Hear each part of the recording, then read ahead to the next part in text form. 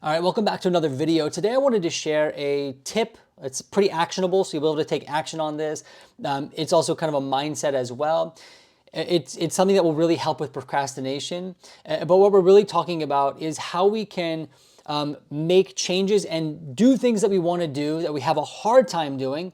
So maybe we want to spend more time working on creative projects, but we find ourselves procrastinating a lot, and we find ourselves scrolling on our phone and just kind of wasting time scrolling. And we find ourselves doing that way too much. What we're going to talk about is how we can actually do more of the things we want to do and less of the things that we don't want to do.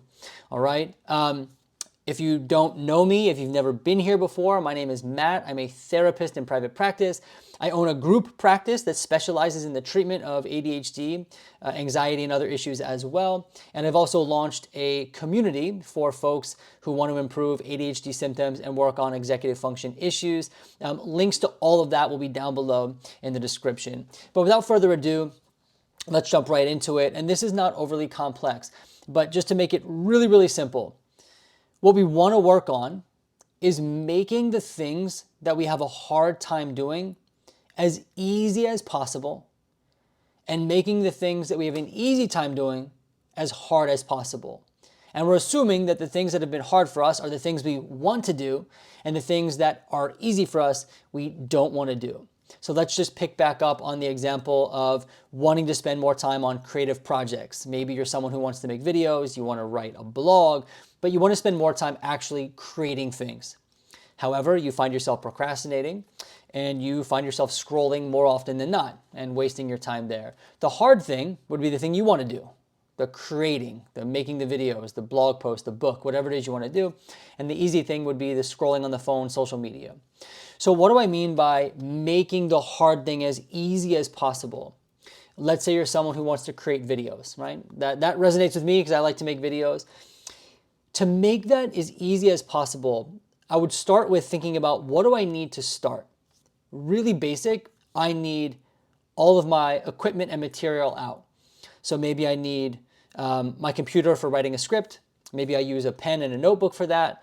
I need my camera, my microphone. There's a bunch of things I need to have accessible in order for me to start the process of creating a video.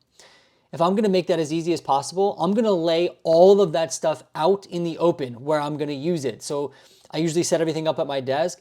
So perhaps the night before I plan to film something, I'm going to take out all my stuff. I'm going to have it ready to go. I'll have my word processor open on my computer, my camera out, set up and ready to go, the batteries charged, everything laid out on my desk.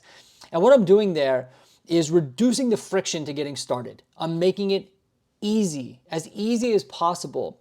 And if the starting point is easy to engage in, we're likely to follow through with the rest of the behavior.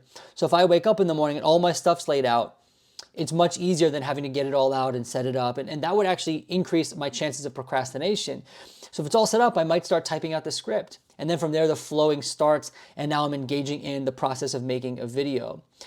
And in addition to that, we also want to make scrolling on the phone and social media as hard as possible to access. So I live in New York City. We don't have an up and a downstairs. But if you have an up or downstairs, perhaps you can put it on a different level in your home. But for me, I will put it in another room, and I will put it in a drawer, and I'll shut the drawer. Now, of course, can I always get up and get it? Sure. But now it's much harder to access. It's away from me. It's out of sight. I've increased the friction around using my phone and social media. So we want to think about ways we can increase the friction around the things that we want to stop doing, right? Maybe it's deleting the social media apps for the afternoon. So the combination of having everything laid out, making that as easy as possible, and making the social media as hard as possible is going to increase my chances of success. Now you might be saying that sounds overly simple, or that might not work. Is this the cure for procrastination? No, but it certainly helps. So I want to encourage you to try this week. Try this tactic, try this tip, see if it works for you. I would love to know. Leave your comments down below in the description. Other than that, I'll see you in the next video.